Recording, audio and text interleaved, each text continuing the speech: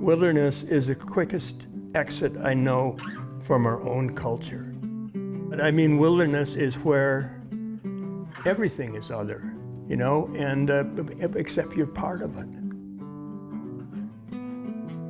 I really was moved by these animals.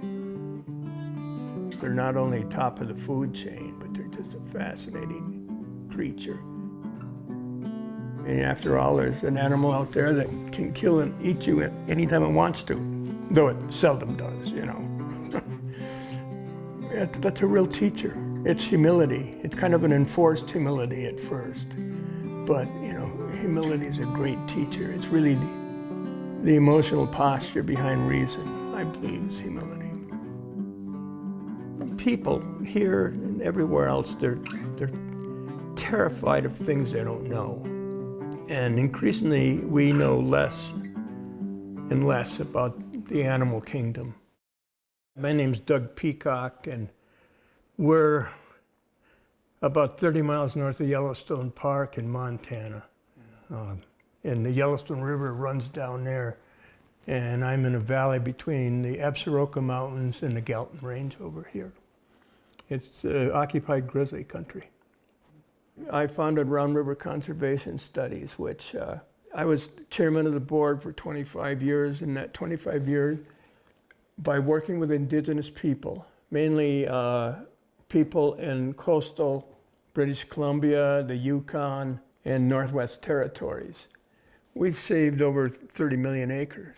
I left them to found Save the Yellowstone Grizzly because I was in on the first lawsuit. You know, when Federal Wildlife Service delists the grizzly, as they do about every 10 years, and we have to take them to court collectively then, and we've won. We kicked ass on both cases because they're pretty sloppy when they just count bears and their counts aren't quite kosher. You know, they're threatening to do it again. I'm really sick of going to court. I'd rather blow up a dam or a bridge or something, you know, get a little satisfaction.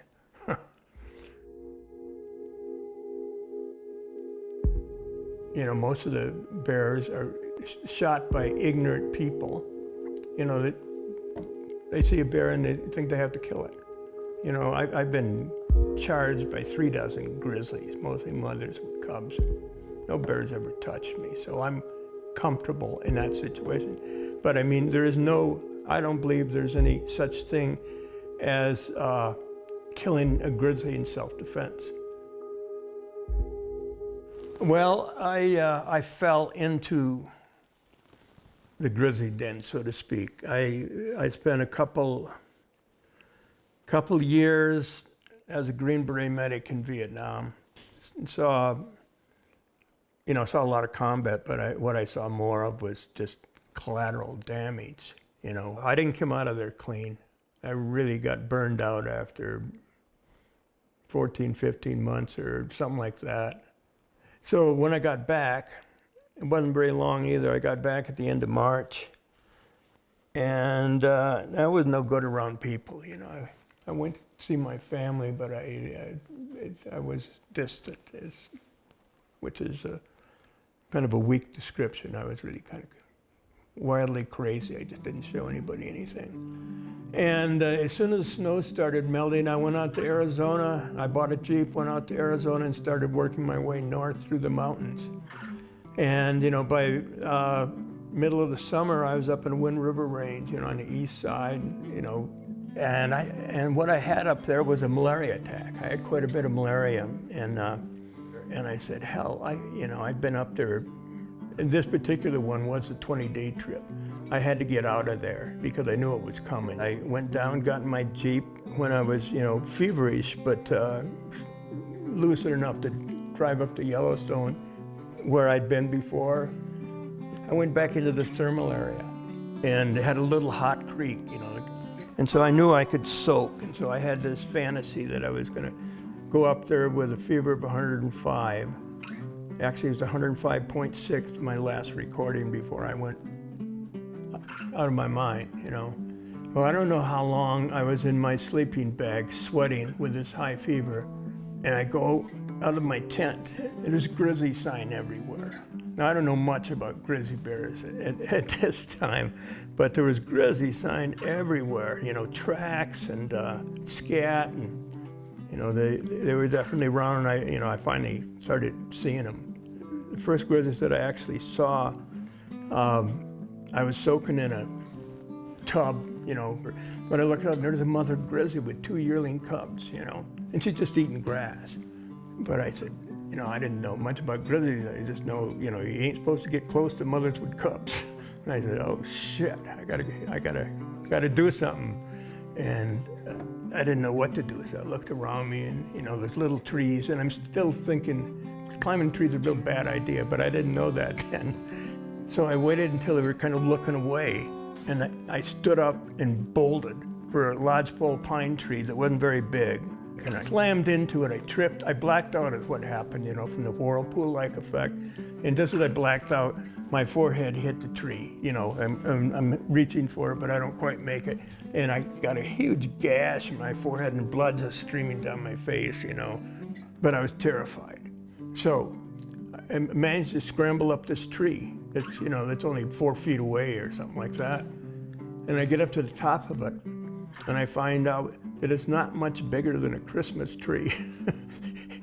And, my ass is dangling in jaw reach of this grizzly family.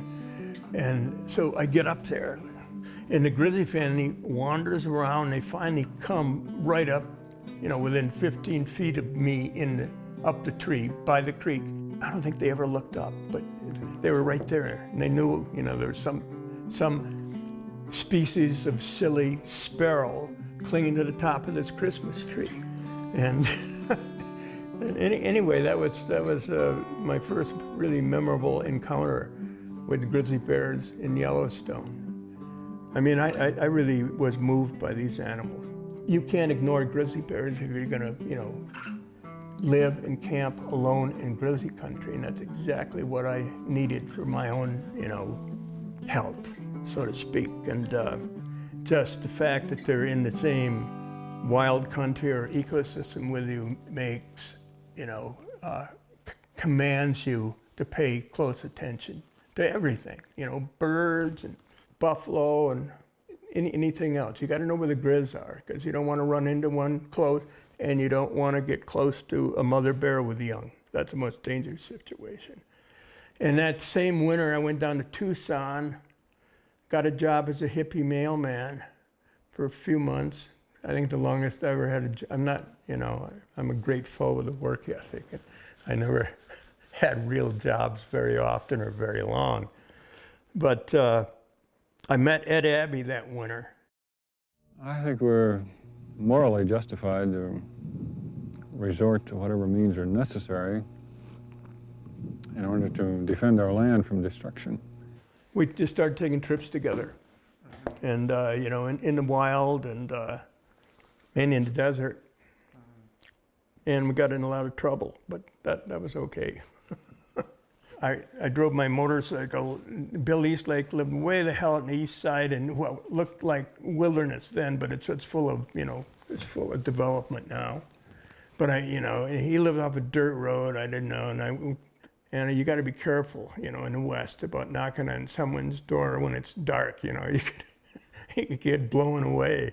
So I finally located what I thought was up. I kind of looked through the windows, and it was okay.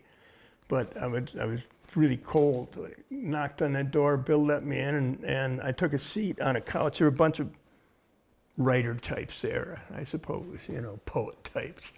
And the guy I sat next to had a long black beard, and we talked about mountain lions, on which he had recently published in Life magazine. And it was Ed. And the way I met him is, we were just sitting on a couch, and I smoked tobacco then. And I had a little, baggie of bugler tobacco and some Z's, to roll it in. And I got it out and, filled it, made a little joint like a cigarette and rolled it up and I put it up to light it with a match, but my hand was shaking too much. I couldn't do it. So this guy reached over with a lighter and gave me a light. That was Ed Abbey. Well, he told me what he was writing, you know. I didn't pay much attention that, you know, he was basing a character on me. You know, I just hardly noticed. You know, he always did it because writers steal. And he's always writing stuff down in his notebook. But in the back of my pickup, I had this old field manual that I'd gotten in Vietnam from the Special Forces. It was, you know, improvised explosive and weapons and all that kind of stuff, you know. But he was really interested in it, so I gave it to him, you know, and it told you how to mix, you know, diesel and, you know, detergent and stuff like that, you know. So, you know, so I got a little cross training in demolition, so I just knew just enough to advise Ed on the technical stuff and then give him this manual. Finally, a year later, almost a year later, he had me do the technical editing on the Monkey Wrench Gang before, you know, he turned it in as a book, and not the literary stuff, because he's very sensitive. And we had a cantankerous relationship, but a real one for 20 years. And, you know, I was with him when he died, and I buried him. So, you know, that kind of a friendship. The way I've chosen to kind of preach and write books is, you know, to appreciate that kind of otherness, you know, in the world, anywhere, is to put yourself on an equal plane with wild animals. You know, they're not put here for us to kill or eat or dominate.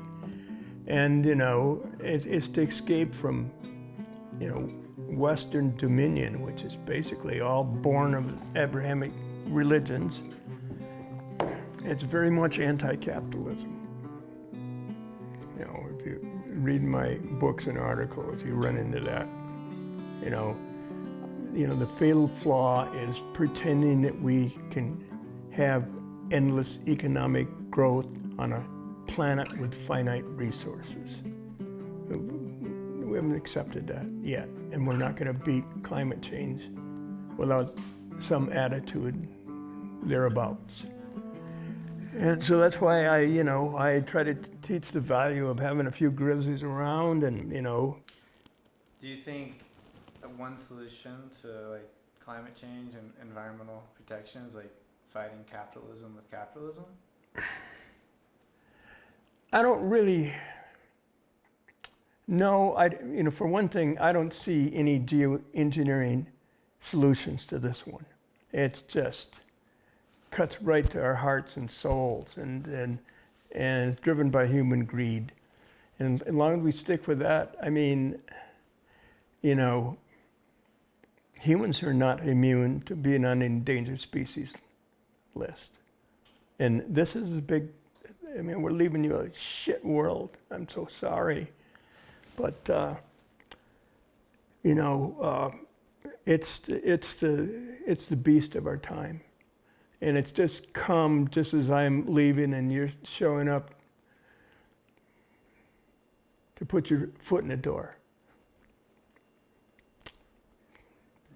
And that's going to be the test. It's, I don't see where you can't, I mean, I don't see how we can fight this without some soul searching of our own, and to find a little humility at once. I don't think you can clink it, and it's terrible. I mean, but if we can't stop, there's a kind of a chain reaction that keeps going. What is the government's role in protecting wilderness? Well, it should be a total responsibility, but they've got to value it first, and they are lobbied so hard by big money. You know, the government's a can of worms, and it's a sieve through which really good ideas are caught and tossed out. And you just, you You got to watch who you put in office because they can do terrible things. And their ability to do great things, in my mind, is much more limited than their ability to do terrible things. And just one bad election could sink us. I mean, I think it's that serious. You know, if you lose the climate war, I believe it'll be, you know, the end of the conscious. You know, I think if we lose that one, I think it's curtains, probably.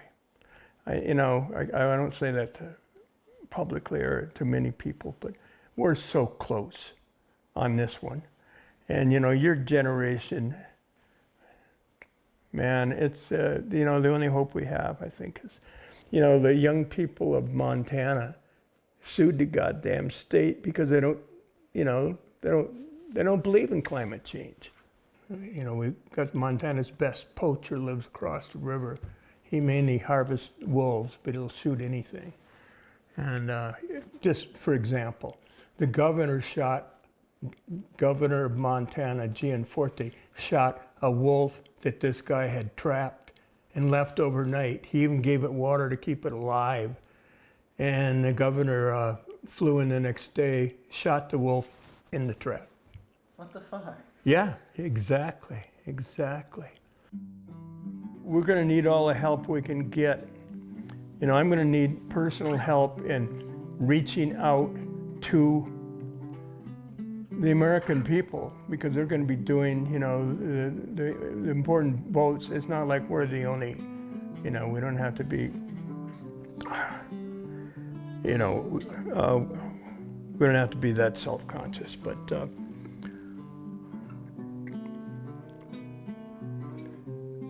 we're gonna have to fight this delisting. God, I'd like to see a campaign really just directed to people from 18 up, you know, because they're out there. They can make a real difference. And it's climate change that's, well, it affects everybody alive.